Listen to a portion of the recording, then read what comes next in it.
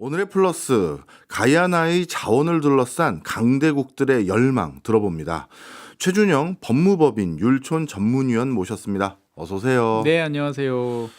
예, 박사님, 오늘은 우리나라에서는 뭐 그게 좀 잘 알려지지 않은 나라라고 할 수 있는 가이아나 영유권에 대해서 네. 좀 말씀을 주신다고 들었는데 네. 저도 오늘 방송 준비하면서 외신 좀 찾아봤더니 네. 뭐 베네수엘라하고도 대립하는 것 같아 보이고요. 그렇죠. 네. 또 미국도 관심이 있다라고 하는데 네. 일단 가이아나에 이렇게 남다른 관심도가 높아지는 이유부터 좀 설명 좀 해주세요. 일단 가이아나 그러면 어딨나라고 이제 다들 궁금해하실 텐데 이제 남미 대륙 북쪽에 있습니다. 즉 남미 대륙 제일 북쪽 끝에 이제 카리브해 남쪽에 있다라고 보시면 되겠고, 베네수엘라 동쪽에 있는 나라가 가이아나예요. 그러면 가이아나 동쪽에는 또 어떤 나라가 있냐? 네. 여러분들 영화로 잘 알려져 있는 이제 수리남. 그러니까 수리남하고 베네수엘라 사이에 있다라고 대충 머릿속에서 그리시면 됩니다. 네.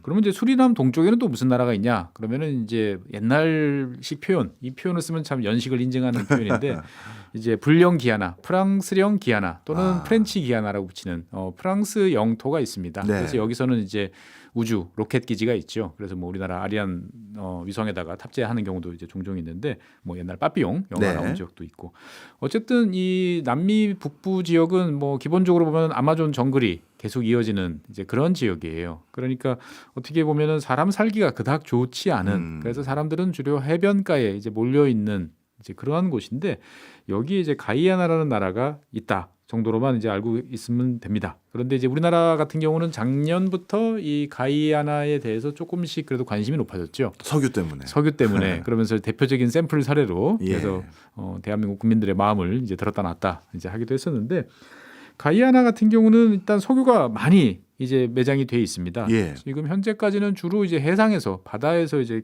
캐내는데 2015년인가에 처음으로 이제 발견이 됐습니다. 그래서 현재까지 보통 약 한 110억 배럴 정도 이제 매장이 돼 있다라고 지금 알려져 있어요. 이 정도면은 얼마나 될 건지 감이 잘 없으실 텐데 세계 한 17위, 18위 정도? 와. 예. 근데 이제 뭐 이게 인구가 많으면 이게 사실 큰 도움이 안 될 수도 있어요. 네. 그런데 이 가이아나 같은 경우는 전체 인구가 한 80만 정도밖에 안 됩니다. 떼부자 됐네요. 그렇죠. 와. 그러니까 어떻게 보면은 이제 인구도 적고 네. 가진 게 없는 나라에서 갑자기 이제 대규모 석유 자원이 발견되다 보니까 당연히 이 석유 자원과 관련돼 있어서 돈이 들어오기 시작하면 막 GDP 폭폭 올라가는 것은 금방이죠. 그렇죠. 보면. 이 정도 되면 진짜 옆에 있는 나라들이 갑자기 원래 가이아나 내 땅이었는데라든가 이 가이아나 가만히 안 두고 볼 것 같은데 네. 바로 이런 것들 때문에 최근 전 세계적으로 경제난 경제적인 우려 많이 하고 있는데 기록적인 성장을 이어가고 있는 것 같은데 네. 그런데 석유가 많이 있다 하더라도 뭐 채산성이라고 해야 됩니까? 예. 그 조건에 따라서 뭐 어떤 거는 영 쓸모없는 석유들도 많다고 하는데 가이아나 석유는 어떻습니까? 가이아 보통 이제 석유의 채산성 같은 경우는 이제 묻혀 있는 게 이쁘게 잘 묻혀 있어야 되죠. 네. 예, 한 곳에 잘 모여 있어야 되고 그다음에 캐내기가 좀 쉬워야 되고 그다음에 캐낸 다음에 운송하기도 비교적 용이해야 됩니다. 그리고 다른 한편으로 보면은 석유의 이제 질도 이제 되게 중요하죠. 그래서 옆 나라 가이아나 이제 서쪽에 있는 베네수엘라 같은 경우는 매장량으로 보면은 세계 1위입니다. 네. 예, 압도적으로 1위예요. 그런데 베네수엘라 석유는 사실 전 세계적으로 봤을 때 그닥 환영을 받지 못합니다. 상당히 걸쭉해요. 아. 예, 그래서 이제 뭐 캐나다에 있는 샌드 오일만큼은 아니지만 이제 상당히 걸쭉합니다. 그러니까 이 베네수엘라에서 캐낸 원유를 송유관으로 이제 네. 해안까지 보내려고 그러면 데워줘야 돼요. 뜨뜻하게 데워줘야 이제 가지 안 그러면 달라붙거든요. 네. 그런데 이 가이아나에서 발견된 석유 같은 경우는 상당히 좋은 이제 그런 거 없이 이제 운송도 편하고 대기오염 물질도 별로 없고 쓰기 좋은 이제 경질류로 이제 소문이 나 있습니다. 네. 그러다 보니까 이제 사실 베네수엘라에서 석유가 난 지는 되게 오래되다 보니까 네. 가이아나에도 석유가 날 거야. 라고 그래가지고 되게 오랫동안 석유를 많이 찾아왔어요. 그건 거슬러 올라가면 거의 한 100년 가까이 아마. 아, 그래요. 예. 그런데 주로 이제 육지를 뒤졌는데 예. 육지에서는 잘 안 나왔어요. 그러다가 이제 해외 바다에서부터 찾자라고 해가지고 당시에 이제 2015년에 해안가로부터 한 200km 정도 떨어진 지역에서 예. 처음으로 이제 발견이 된 거죠. 예. 그러고 난 다음에 이제 뭐 경제성 평가라든지 생산 설비 이런 거를 시작을 해가지고 2019년부터 이제 본격적으로 이제 생산을 하기 시작을 했습니다. 네. 그래서 2020년 같은 경우는 이제 하루에 한 2만 배럴 정도니까 이제 정말 조금씩 이제 생산을 하기 시작하다가 이게 점점 이제 늘어나기 시작을 했죠. 그래서 현재까지는 지금 2025년 초 같은 경우는 한 65만 배럴 정도로 이제 늘어납니다. 그러고 지금 점점 늘어가지고 올해 말에는 한 75만 배럴 정도까지 늘릴 계획이고 네. 2027년이면 한 120만 배럴 정도까지 이제 가겠다, 130만 배럴 정도까지 가겠다라고 이야기를 하는데 우리나라 분들은 이게 감이 잘 없어요. 예. 감이 잘 없는데 세계에서 이제 가장 많은 석유를 뽑아내고 있는 나라는 이제 미국이거든요. 예. 미국이 하루에 보통 한 1,300만 배럴 정도를 뽑아내요. 예. 그러면은 이제 여기서 뭐 130만 배럴 정도, 뭐 이 정도 가겠다라고 그러면은 미국의 10분의 1. 예. 예. 인구 80만 되는 나라가 미국 야. 10분의 1 정도 석유를 생산한다라고 보면 대단한 거죠. 예. 참고로 사우디 같은 경우도 하루에 한 850만에서 900만 정도 되는 거예요. 그러니까 사우디의 한 6분의 1, 7분의 1 정도 되는 사이즈만큼의 석유를 이제 뽑아내는 거고 그러다 보니까 이제 2027년 말 정도 되면은 현재의 카타르 네. 정도하고 맞먹는다. 카타르는 이제 가스 위주다 보니까 네. 원유는 좀 적은 편이고 그래서 가이아나는 정말 작은 나라고 그다음에 인구도 적지만 석유 매장량, 산출량, 특히 석유 생산량으로만 따지면 이제 아마 2030년 전에 그 브라질에 이어서 네. 이제 남미 두 번째 국가가 되지 않을까라는 야. 이야기 정도로 나오고 있습니다. 어마어마하네요. 그렇습니다. 이 정도로 큰 자원의 보고를 확보한 국가가 돼버렸으니 예. 그 사이에도 경제 성장률이 엄청났을 것 같습니다. 그렇습니다. 아까 이제 처음에 말씀해 주실 때 이제 뭐 높은 고성장이다라고 했는데 작년에 한 20% 정도 성장을 했어요. 근데 우리 입장에서 봤을 때는 우리는 지금 이제 1%냐 2%냐를 예. 가지고 지금 머리를 싸매고 있는데 야 부럽다 생각하지만 이 가이아나 입장에서 봤을 때는 성장률이 왜 이리 둔화되고 있어? 20%가요? 네, 라는 이야기가 나올 법합니다. 예. 왜냐하면은 2022년에는 62% 성장을 했고 그다음에 2023년에는 38% 성장을 했어요. 참. 그러니까 이제 60% 뭐 40% 이렇게 성장하다가 20% 이러면 계속 성장률이 반토막 나는 듯한 그런 느낌이 이제 들 수밖에 없는 거죠. 보면. 예. 예. 진짜 엄청나네요. 자, 그러면 유전이 발견되기 전에는 가이아나는 어떤 상태였어요? 아무것도 없었죠. 음. 그냥 이제 해안가에 사람들 좀 살고 그다음에 이제 이 사탕수수, 그다음에 쌀농사 이런 거 좀 지어서 이제 먹고 사는. 그러니까 그냥 나라는 있으나 네. 뭐 거의 아무도 거들떠 보지 않는. 좋게 말하면은 자연 그대로의, 네. 나쁘게 말하면은 뭐 도대체 뭐 먹고 사나 싶은 이제 그러한 나라였는데 로또를 맞은 거죠. 그렇군요. 네. 의외로 또 쌀 농사를 하고 있었던 것도 특이하네요. 뭐 쌀 같은 경우는 우리나라 분들은 주로 이제 아시아만 먹어 예. 뭐라고 하지만 그렇지는 않습니다. 쌀은 전 세계적으로 이제 재배가 되는 거고 단지 이제 밀보다는 생산량이 적고 그래서 이제 남미 지역에서도 일부 있고요. 특히 대표적으로 보면 아프리카 지역에서 은근히 쌀 많이 먹습니다. 그래요? 예, 뭐 그리고 여러분들 뭐 리조또 좋아하시는 거 잘 아시는 것처럼 이제 뭐 남유럽 지역 네. 그러니까 이제 이탈리아라든지 뭐 스페인이라든지 그러니까 쌀은 의외로 많이 재배를 하고 있습니다. 그렇군요. 자, 그러면 가이아나의 해상에서 대규모 유전이 발견됨으로써 국민들이 정말 국민이라기보다 일단 국가가 예. 엄청난 돈을 벌 수 있는 기반이 생긴 것 같은데 예. 그걸로 인해서 실제 국민들의 생활 자체도 많이 개선이 되고 있나요? 아직까지는 이제 그렇지는 않죠. 이게 이제 보통 뭐 대한민국 정도 되는 나라에서 만약에 이제 대규모 석유가 개발이 된다라고 하면 사실은 확실해라고 생각이 들면 저희가 돈 들여서 예. 저희가 그냥 캐서 네. 그냥 저희가 다 쓰면 되는 거죠. 예. 그런데 이제 많은 국가들은 그러할 능력이 없어요. 그러다 보니까 흔히 말하는 석유 메이저라고 부르는 이제 서방의 미국이나 유럽의 대규모 석유 기업들한테 이제 그 광업권을 팝니다. 네. 그래서 어떤 경우에는 국가가 탐사를 하고 있으니까 너희들이 와서 가져가. 이러면은 국가 몫이 좀 늘어나고 네. 아니면 너희들이 알아서 탐사하고 너희들이 알아서 생산시설 짓고 그러면은 이제 아무래도 국가에 떨어지는 몫이 이제 적을 수밖에 없죠. 당연히 이제 가이아나 같은 경우는 석유 메이저한테 전적으로 이제 준 상태고 그래서 그 중에서 이제 시간이 지날수록 국가 몫은 좀 늘어나긴 하는데 처음에는 10% 뭐 15% 정도 수준이다 보니까 이제 그리고 이제 사실 석유 메이저가 그럼 나쁜 놈들이냐? 네. 꼭 그렇지는 않아요. 왜냐면은 우리도 뭔가 돈을 벌기 시작하면 네. 그 전에 돈을 벌기 위해서 여러 가지 생산 설비도 갖춰야 되고 뭐 투자를 해야죠. 투자를 해야 되잖아요. 예. 그러니까 일단 투자금 회수가 먼저예요. 예, 그러고 나면 이제 차차 이제 서로가 이익을 나눠 가지는 이제 그런 구조인데 어쨌건 뭐 아직까지 국민들이 로또를 맞았다 이런 느낌까지는 아마 안 될 것 같긴 한데 어쨌든 그래도 살림살이가 좀 바뀌고 있다라는 것은 2023년에 이제 수도가 이제 조지타운인데 네. 예, 이제 스타벅스 매장이 처음 이제 만들어졌고요. 2023년에요. 예, 그러니까 그 말은 뒤집어 보면은 이제 외국 사람들 예. 이제 많이 들어가가지고 여러 가지 비즈니스를 하다 보니까 스타벅스도 들어왔다라고 이제 보여지고요. 그다음에 이제 국가는 어쨌든 뭐 이 석유 탐사, 석유 생산하는 기업으로부터 이제 로열티를 이제 받아가지고 현재 인프라 투자, 주로 병원, 도로, 무슨 항구 이런 쪽으로 이제 대대적으로 투자를 이제 하고 있죠. 아직까지 사실 국민들이 체감하기는 좀 어려운 게 실업률이 한 10%? 그래요. 네, 정도 되는 거고.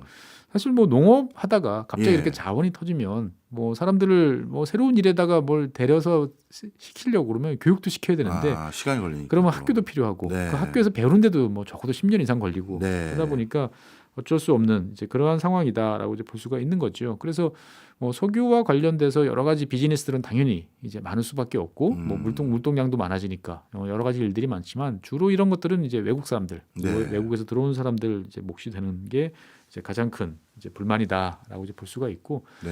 사실 이 조그만 나라 80만밖에 안 되는 이제 조그만 나라인데 이 나라도 정치적으로 갈등이 꽤나 심합니다. 어떤 면에서요? 이 나라는 이제 예전에 이제 영국 식민지 영국의 예. 이제 영향을 좀 받다 보니까 이 지역에는 의외로 인도계 사람들이 많습니다. 인도가. 예, 전체 80만 정도 인구 중에 한 40%가 인도계예요. 예. 예, 그리고 이제 과거 아프리카에서 건너온 이제 노예로 이제 건너왔던 그 후예들이 한 30% 정도 돼요. 네. 그래서 이 양쪽이 이 인종에 기반한 정당 이 양쪽을 이제 장악을 이제 하고 있는 거죠 보면. 네. 그런데 뭐 잘 아시는 것처럼 예상하시는 것처럼 어느 나라나 가보면 이제 제일 머리 좋고 그 다음에 악착같이 돈 벌어서 네. 상권을 장악하는 나라 사람들은 두 나라로 압축이 됩니다. 그렇죠. 보통 중국 아니면 인도. 예. 그러니까 여기 같은 경우는 인도 사람들이 머릿수도 많고 그 다음에 원래 경제권도 좀 장악을 하고 있었고 그러다 보니까 이제 아프리카계라든지 이 원래 있던 원주민 뭐 이쪽으로 이루어진 세력 입장에서 봤을 때는 자기들 좋은 일만 하는 거 아니야라는 이제 불만이 점점 이제 많아지는 것도 이제 사실 가이아나 내부적으로 봤을 때는 좀 갈등 요인이다라고 네. 볼 수가 있겠습니다. 네. 지금까지 쭉 설명해 주신 내용을 바탕으로 가이아나라는 나라는 어떤 나라고 또 최근 석유가 터지면서 어떤 변화를 경험하고 있는지 이제 이해가 됐는데요. 그런데 요즘 이슈가 되고 있는 가이아나가 베네수엘라하고 영토 분쟁을 하고 있다. 이건 뭔가요? 베네수엘라하고 이 가이아나 같은 경우는 이 여러 가지 역사적으로 봤을 때 얽히고 설킨 이제 그런 관계가 좀 많다라고 예. 보시면 되겠어요. 그러니까 국경선에 대해서 서로가 깨끗하게 합의하고 악수하고 이런 게 아니고 베네수엘라 입장에서 봤을 때는 우리가 뒤통수 맞아가지고 예. 많은 땅을 가이아나한테 옛날에 넘겨줬어. 라고 하는데 거기 요즘에 석유도 나와? 라고 그러니까 이제 핵무군 이제 국경 분쟁이 이제 다시 이제 불거졌다라고 이제 볼 수가 있는데 네. 베네수엘라가 이제 그 몇 년 전에 그 국민 투표를 실시를 했어요. 네. 그래가지고 이 지금 현재 가이아나 영토인 이제 에세키바라고 하는 이 지역이 있습니다. 그러니까 한 16만 제곱킬로미터 정도 되니까 대한민국 면적보다 좀 넓죠. 한 배 반 정도 되는. 그러니까 이제 가이아나 전체로 따지면 한 3분의 2 정도 되는 예. 이 면적이 자, 베네수엘라 국민 여러분, 이거 베네수엘라 땅 맞죠? 그래서 우리가 여기를 새로운 주로 24번째 주로 만드는 거에 대해서 어떻게 생각하십니까? 라는 국민 투표를 이제 실시를 했습니다. 그래가지고 당시에 이제 베네수엘라 정부가 발표한 것에 따르면 95%가 국민들이 동의했다라고 이야기를 이제 하는 거죠. 네. 그러고 난 다음에 당연히 베네수엘라군은 이제 에세키바 이 지역에 대해서 뭐 순찰도 하고 그 다음에 넘어와가지고 깃발도 건네고 등등 하다 보니까 여러 가지 이제 불만이 이제 긴장도가 상당히 높아지고 있다라고 이제 말씀드릴 수 있겠습니다. 네. 근데 한 가지 궁금한 게 베네수엘라는 어떻게 보면 남의 나라 영토인 거로 보여지는 곳을 왜 자기 땅이라 주장하는 거예요? 그러니까 이제 이게 거슬러 올라가면은 한 15세기 후반까지 이제 거슬러 올라가요. 네. 그러니까 이제 지금 가이아나라는 지역 같은 경우는 1499년 요때 후안드 에스퀴벨이라는 사람이 처음 이 지역을 발견을 했어요. 예. 그리고 이제 16세기부터는 이제 네덜란드 사람들이 들어오기 시작해서 이제 오리노코강 하구하고 아마존강 사이 여기에 이제 처음에 정착을 하다가 나중에 이제 스페인 사람들이 밀고 들어오니까 예. 밀려가지고 점점 서쪽으로 이제 가게 됩니다.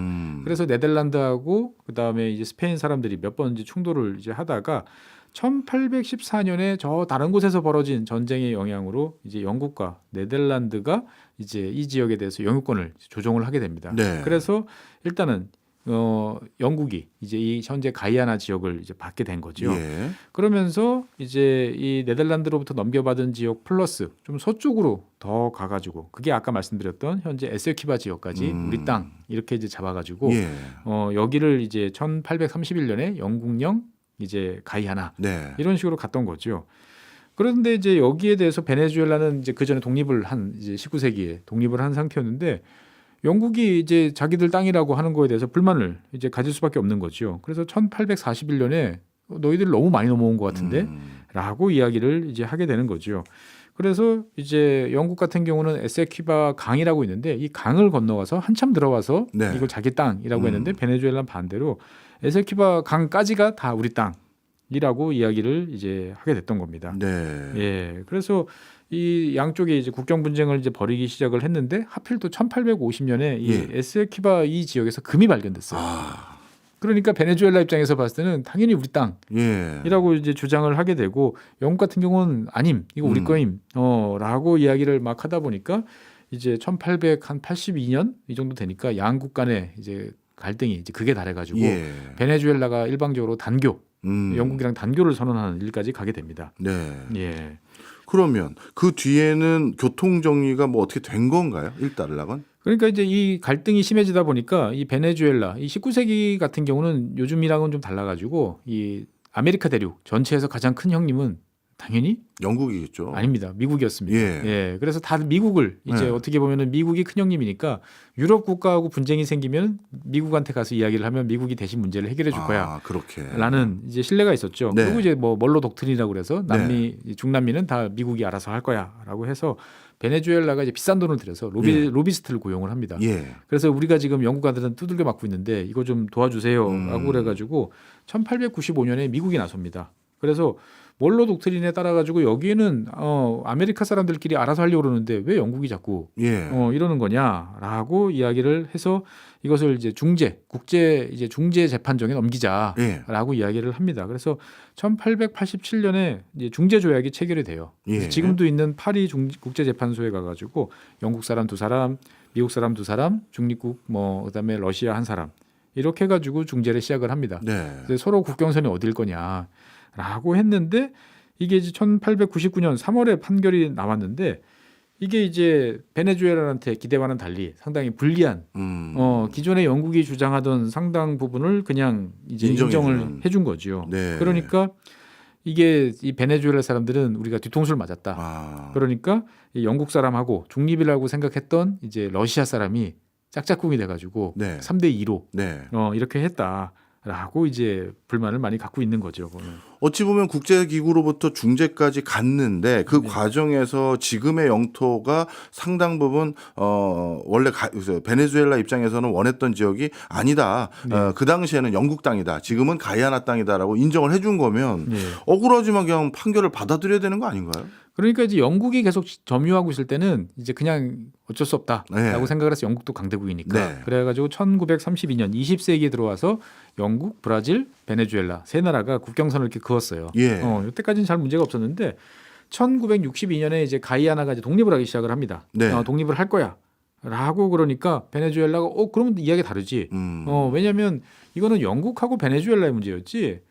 있지도 않은 가이아나가 새로 등장한다 그러면 이거 다시 원점에서부터 다시 이야기를 해야 돼라고 예. 이야기를 이제 하기 시작하면서 문제가 복잡해지기 시작을 합니다. 그래서 네. 실제로 가이아나가 1966년에 이제 독립을 이제 하다 보니까 베네수엘라는 여기에 대해서 이제 국경선에 대규모 뭐 부대를 배치하거나 이런 식으로 가가지고 이제 문제를 이제 키웁니다. 근데 이제 당시에는 이제 국제사회가 이제 막 신생 독립국을 그런 식으로 니들이 막 압박하면 말이 안 되지.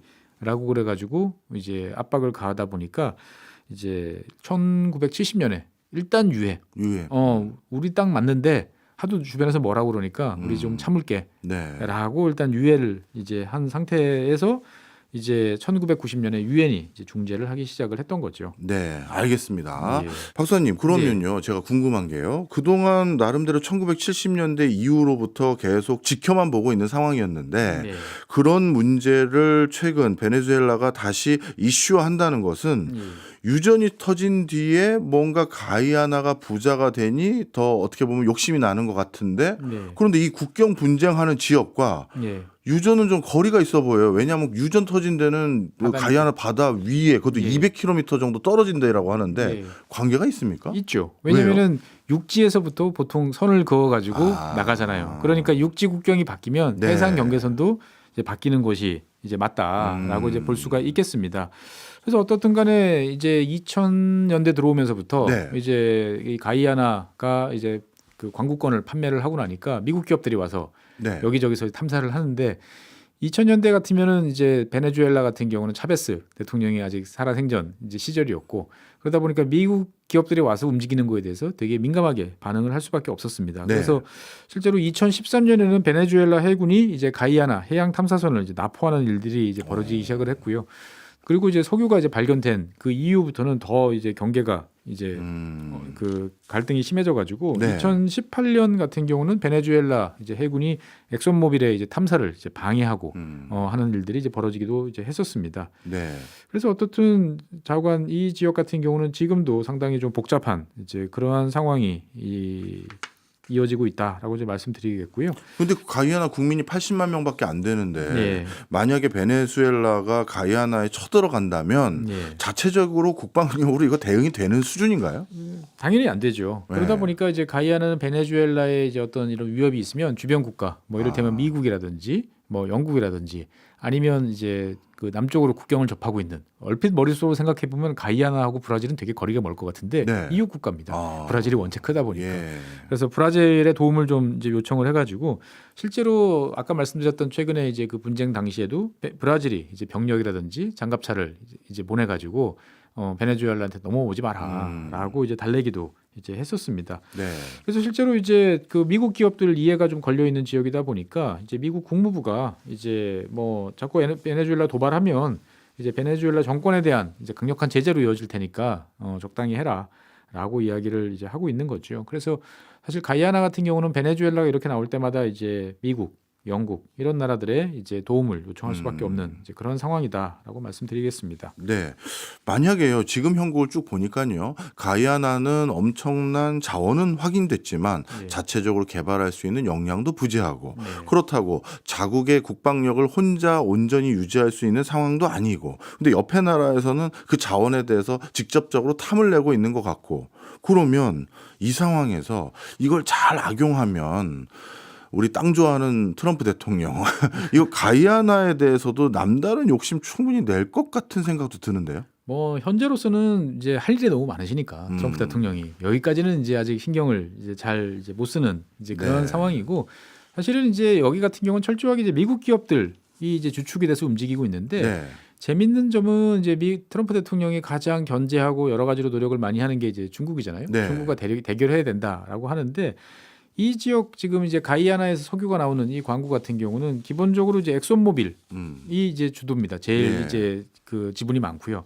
그 다음에는 이제 독립 이제 석유 생산업체였던 이제 헤스라는 곳이 이제 네. 지분을 가지고 있었는데 여기를 작년이었나요? 재작년이었나요? 여기를 이제 쉐브론이 이제 M&A를 했습니다. 그래가지고 엑손모빌 그 다음에 이제 쉐브론 네. 그것만 해도 덩치가 큰데 네. 중국 국영 이제 석유 회사인 CNOOC라고 있죠. 보면은 아. 예 여기가 보면은 한 20% 정도 지분을 가지고 있어요. 그러다 보니까 이게 이제 상당히 여러 나라들이 이제 관련돼 있는 거고, 그러니까 가이아나 입장에서 봤을 때는 이제 미국과 영국이라는 이제 과거 전통적인 자기들을 지켜줄 만한 이제 그런 나라도 있고, 중국 같은 경우는 베네수엘라한테도 투자를 많이 했어요. 네. 예, 그 다음에 가이아나에도 지금 투자를 해놓은 상태죠.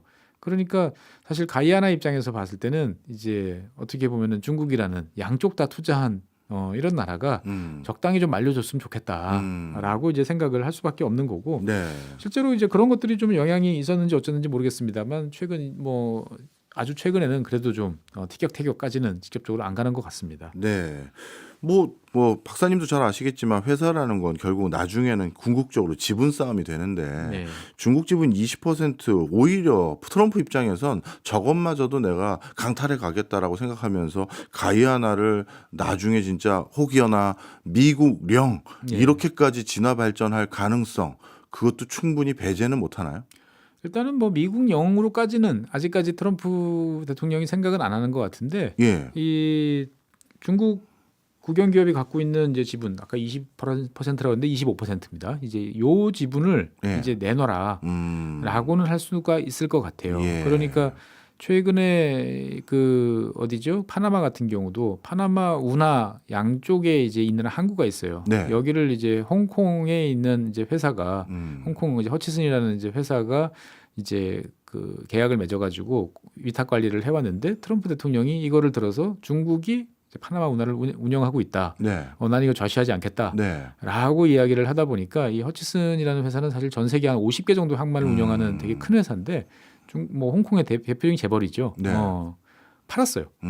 예, 자기 지분을 자기 그거를 미국 기업한테 네. 이제 100한 몇십 조를 받고 이제 파는 이제 계약을 체결한 것처럼 중국 입장에서 봤을 때도 이제 어떻게 보면은 굳이 여기까지 가서 미국과 이런 데서 이제 갈등을 빚을까 네. 생각을 할 수가 있는 거죠. 네. 어떻게 될지는 이제 중국 생각을 좀 봐야 되겠습니다만 네. 아직까지 이제 중국과 이제 미국이 가이아나를 두고 이제 갈등을 벌인다. 요거는 조금 이제 너무 많이 나갔다라고 네. 말씀을 드리고 싶습니다. 네. 또 옆에 있는 베네수엘라 상황이 또 중요할 것 같아요. 네. 한동안 베네수엘라 경제가 정말 안 좋아서 네. 자체적으로 이 나라가 극복할 수 있을까 걱정까지 됐던 나라고 네. 또 한동안은 서로 대통령이라고 하면서 대통령도 두 명이었던 그런 나라였는데 네. 이렇게 경제가 안 좋은 시국에 바로 옆에 나라에선 석유가 터졌으니 이거 자칫 잘못하면 무력으로 네. 가이아나 점령하러 들어가는 형국까지 이어질 가능성은 없을까요? 충분히 그럴 수 있죠. 사실 이제 베네수엘라 어느 나라든 이제 국내적으로 문제가 생기면 이 문제를 바깥쪽으로 관심을 돌리고 싶어하는 게 전통적인 이제 통치자들의 이제 방법이죠. 네. 그래서 이제 베네수엘라 같은 경우는 일단 제일 만만한 가이아나부터 시작을 해가지고 실제로 이제 이 뭐 가이아나가 해상에서 여러 가지 유전이 발견됐으니까 다른 지역도 있지 않겠습니까? 예. 그래서 이 해상 경계를 둘러싼 갈등이 점점 많아져요. 그러니까 베네수엘라가 여기저기 지금 이제 시비를 좀 걸고 있다. 뭐 이렇게 보시면 돼요. 그래서 예. 수리남 저쪽 바다 쪽에서도 이제 베네수엘라가 이야기를 좀 하고 있고요. 그다음에 뭐 트리니다드 토바고, 자메이카, 뭐 바베이도스 이런 지역에서 가스전들 예. 계속 조금씩 발견되는데 이 지역을 둘러싼 이제 베네수엘라 하고의 갈등도 계속 이제 있는 거죠 보면은. 그러니까 우리 입장에서 봤을 때는 베네수엘라가 이제 미국 제재 그다음에 국가가 거의 뭐 망가진 어떻게 보면은 하이퍼 인플레이션 때문에 추락했다라고 이제 생각은 하지만 네. 그래도 이 동네에서는 가장 국가다운 나라고 그래도 힘쓰면 뭔가 해볼 수 있는 예. 이제 그런 나라다 보니까 주변 국가들로서는 상당히 이제 괴로운 거죠. 그래서 베네수엘라 같은 경우는 사실 상당히 안 좋다가 바이든 행정부 한 3년 차 이때부터는 좀 괜찮아졌어요. 네. 그러니까 바이든 행정부가 이제 인플레이션이나 이런 물가를 이런 걸 잡기 위해서 이제 석유를 많이 생산하는 산유국들에 대해서 이제 가지고 내렸던 제재들을 네. 일부 좀 완화를 해줬습니다. 그래서 중동 지역에서는 이란, 네. 그 다음에 이제 남미 지역에서는 베네수엘라. 그래서 이 베네수엘라 석유 생산 같은 경우가 석유는 많이 묻혀 있어도 이것을 캐내고 하려고 그러면 시설을 유지 보수하고 고치고 뭐 해야 되는데 이걸 주로 예전에는 미국 기업들이 네. 했었는데 다 제재 때문에 철수를 했었거든요. 네. 근데 여기에 대해서 일부 이제 허용을 해줬어요. 음. 그래서 미국 기업들이 다시 들어가가지고 이제 다시 석유 생산량을 좀 늘리는 작업들을 해줘가지고 사실 베네수엘라 같은 경우는 작년까지는 그래도 괜찮았습니다. 네. 좀 경제도 조금 이제 안정화되고 이제 이런 모습들을 보였는데 지금 올해 다시 트럼프 대통령 들어오면서부터 다시 트럼프 대통령이 베네수엘라에 대한 제재를 이제 강화를 시켰죠. 그러니까 베네수엘라 난민들이 먹고 살기 어려우니까 콜롬비아를 통해 가지고 미국으로 대거 입국을 했는데 이거를 이제 돌려보낼 테니까 빨리빨리 받아라라고 이야기를 했는데 베네수엘라가 이제 좀 민기적 되면서 네. 여러 가지 이제 주춤주춤 하다 보니까 너 그럼 다시 제재. 네. 그래가지고 지금 다시 제재가 예. 이제 가해진 상태인 거죠. 예.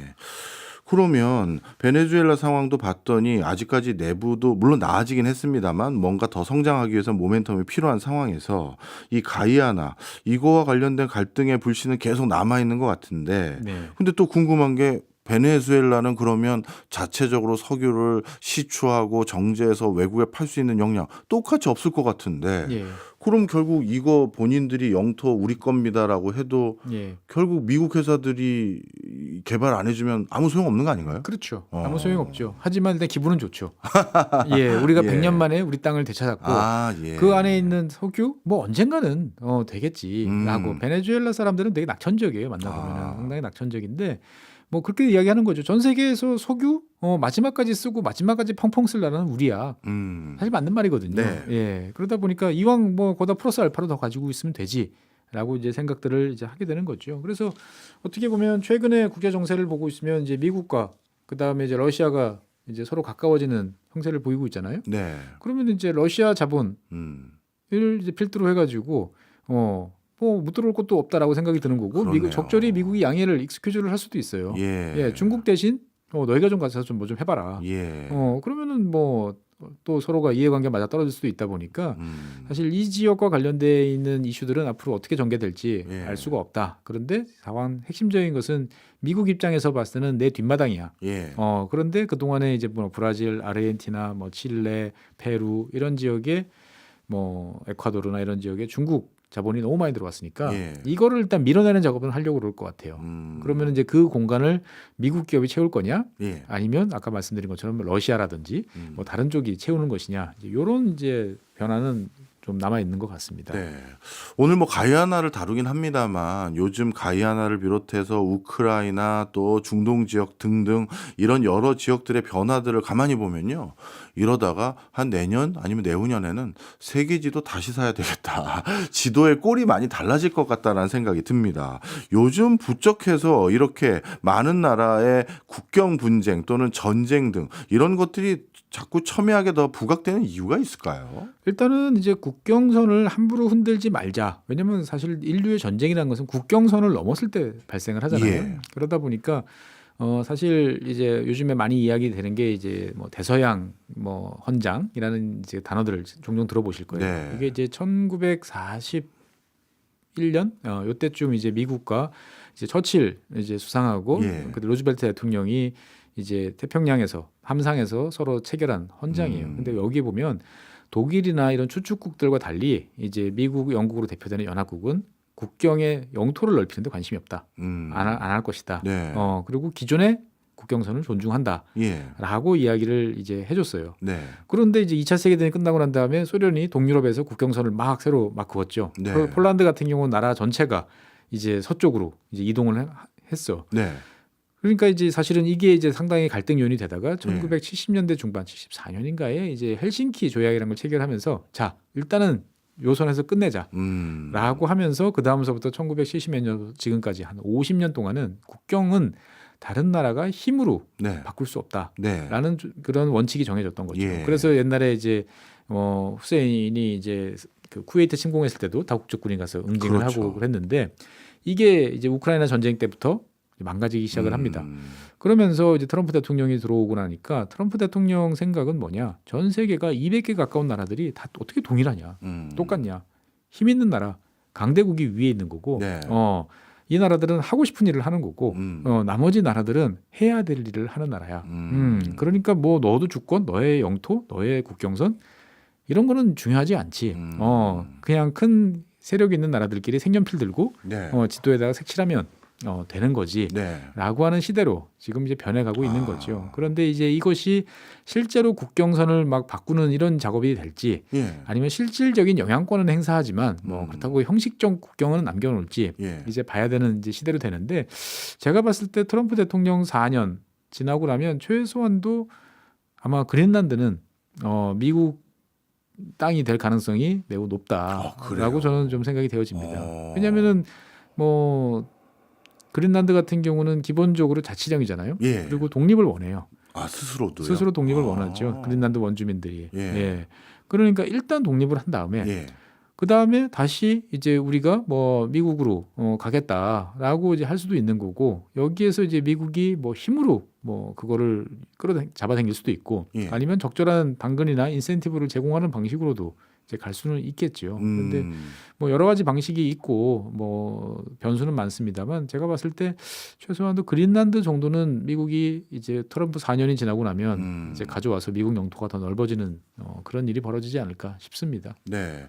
우리나라 입장에서는 우리 국경을 돈을 주고 사온다든가 넓혀간다. 그것도 합법적으로. 이게 잘 익숙하진 않지만 제가 미국인들 만나봤을 때 그분들은 그런 표현을 많이 하더라고요. 우리 미국은요 원래 그렇게 해서 지금의 영토권을 만들어 왔어요. 네. 이번에는 뉴멕시코 사오자 어디 사오자 해서 네. 우리는 원래 역사가 그런데요라는 인식을 많이 갖더라고요. 맞습니다. 뭐 미국 같은 경우는 이제 그 다른 나라와의 거래를 통해서 예. 영토를 넓히고 물론 전쟁도 하고 네. 뭐 했었습니다만 그런 역사가 있다 보니까 서로 간의 거래가 맞으면 할 수 있지라는 이제 기본적인 인식은 있는데 사실 그거는 옛날에 이제 전 세계가 강대국과 식민지로 나눠져 있던 시절, 그 다음에 이제 아주 공백지대가 되게 많던 시절의 이제 논리지. 지금처럼 이제 전 세계가 빼곡하게 나라로 들어차고 네. 모든 국가가 이제 국경선을 이제 다 갖고 있는 상황에서는 맞지 않다라는 게 이제 그동안의 컨센서스였는데. 우리가 알고 있는 국제 질서 이런 것들이 얼마나 이제 참 허망한 것인지는 최근 들어서 많이들 다들 느끼고 계실 것 같습니다. 예, 그러면 과거로 다시 한번 돌아가 보면요, 이 가이아나든 아니면 그린란드든 미국의 영향력 아래에 있거나 실질적으로 경제적인 많은 결과를 좌지우지하는 게 미국인 그런 상황의 국가들 중에서 예를 들어서 그린란드 말씀 주셨으니까요, 거기를 미국 영으로 편제하거나 뭐 가이아나도 혹여나 그런 일을 하게 되면 주변 국가들 대부분 달래줘야 국제적으로 이게 용인되고 인정을 받는 경우들이 예전에 많았잖아요. 예. 그럼 미국 입장에선 적어도 뭐 러시아라든가 뭐 중국까지 포함되는지 모르겠습니다만 그린란드든 뭐든, 왜냐하면 그린란드도 러시아 코앞이잖아요. 그런데 뭔가 대가를 지불해야 미국이 가져간다고 했을 때 인정해주지 않을까요? 글쎄요, 뭐 그린란드 같은 경우는 그러니까 이게 어떻게 보면 참 옛날 이야기를 자꾸 해야 되는데 미국 사람들이 생각하는 그 자기들이 생각하는 그 영향권이라는 게 있어요. 그러니까 19세기 뭐 멀로주의부터 시작을 해가지고 20세기 2차 세계대전 전까지 미국 사람들이 생각하는 세계관은 뭐냐? 서반구, 즉 그 그린위치 천문대가 자오선이잖아요. 영도잖아요. 본초 자오선이고 여기서부터 이제 서쪽으로 가면은 서경 10도, 20도, 30도 이렇게 쭉 가죠. 서경 20도를 넘어서서 있는 그 지역. 네. 그러니까 이제 뭐 미국 사람들 표현에 따르면 서반구라고 하는 웨스턴 헤미스피어라고 하는 지역은 미국이 관할하는 지역이야.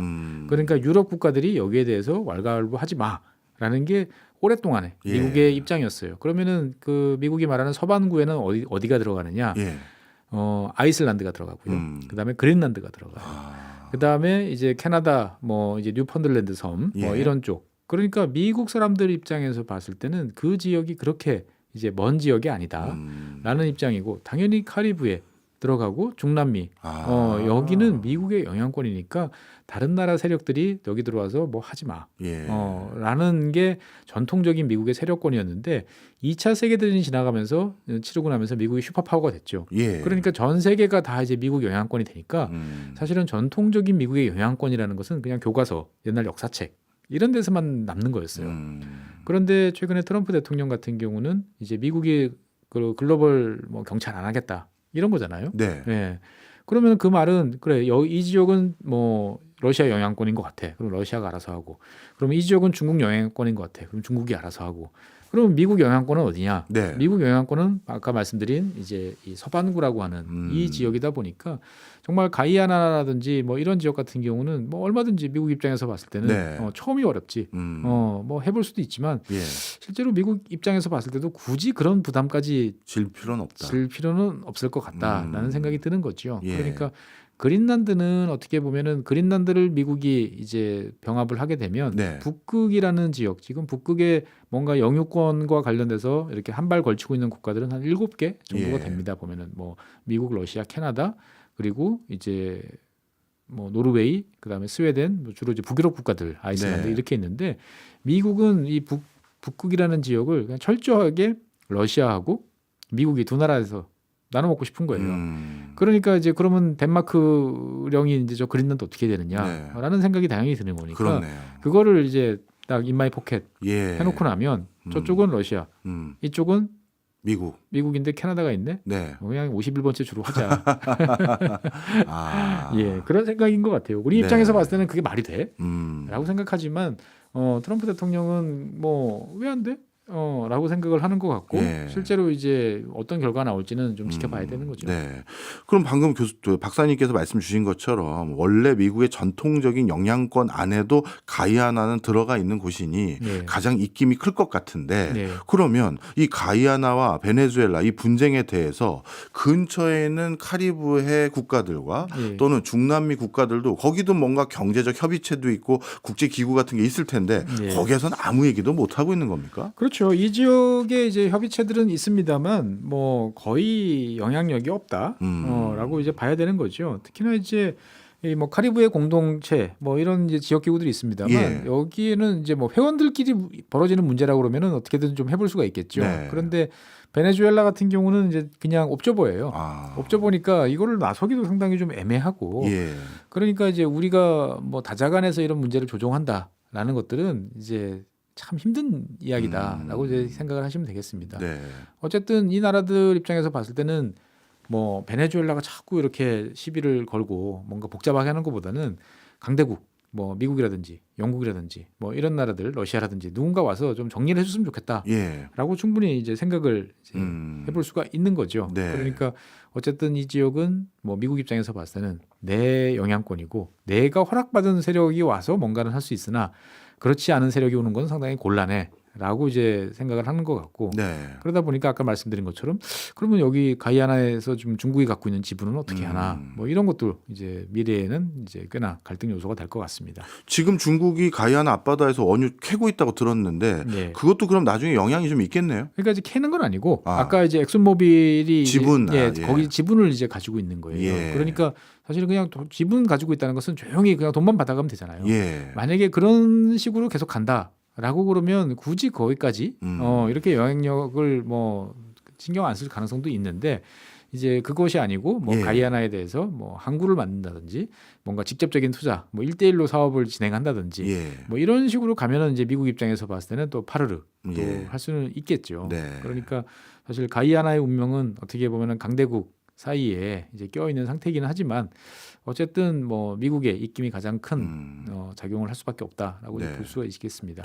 가이아나의 자원 그리고 가이아나와 베네수엘라의 분쟁에 대해서 남미의 맹주 국가인 브라질은 뭐 아무 그 뭔가 탐내는 분위기라든가 영향력을 행사하려는 분위기 그런 건 없나요? 브라질 같은 경우는 일단 남미 국가에서 분쟁이 이제 나는 거에 대해서는 예. 내가 관할을 하겠다라고 일단 이야기는 하고 네. 여러 가지 행동도 취하지만 이제 문제는 뭐냐면은 브라질이 실제로 그만한 힘이 있느냐라는 문제라고 이제 볼 수가 있겠습니다. 예. 그러니까 브라질은 정말 남미 대륙 대부분을 차지하는 거대한 국가인데 우리가 뭐 브라질, 뭐 브라질리아라든지 상파울루라든지 여기서부터 이 가이아나, 베네수엘라 이 접경 지역은 밀림이고 예. 정말 멀어요. 까마득하게 먼 지역이죠. 네. 그러니까 어쨌든 뭐 브라질이 나서서 뭔가를 하기에는 상당히 좀 애매한 이제 그러한 거지만 브라질도 그렇다 포기는 안 할 겁니다. 네. 예, 브라질 같은 경우는 지금 목표가 이제 그 유엔에서 예. 이제 상임이사국 자리를 이제 갖는 거고 그러려면 최소한도 남미 지역에서 우리가 뭔가 역할을 해야 돼.